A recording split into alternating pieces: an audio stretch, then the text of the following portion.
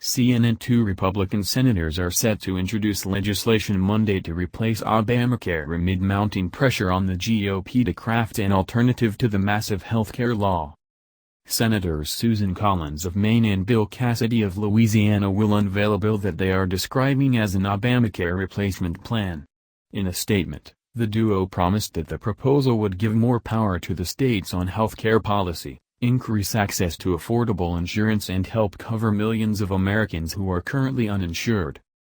The final text of the bill won't be released until Monday, and it is not clear whether the legislation, which is based on a measure Collins and Cassidy introduced in 2015, would garner backing from party leadership. But it is another sign that Republican lawmakers are increasingly feeling the heat to show how they would replace what they rolled back: the Affordable Care Act.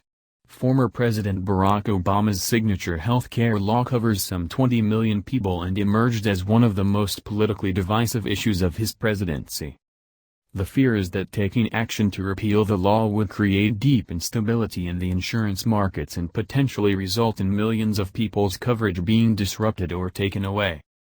Collins, a moderate Republican, has been particularly vocal in insisting that Republicans should not vote to repeal major parts of Obamacare until there is clarity on a replacement plan.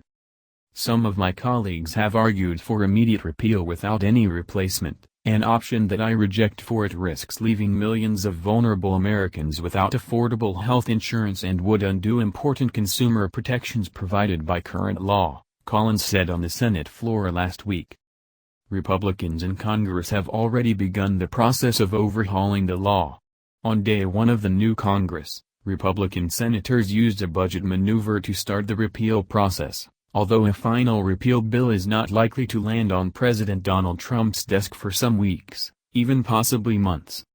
And within hours of being sworn in as president, Trump issued an executive order that could eventually have wide-ranging impact on Obamacare. Among other things, it directs the Secretary of Health and Human Services and agencies to interpret regulations as loosely as allowed under the law to minimize the burden on individuals, insurers, healthcare providers and others.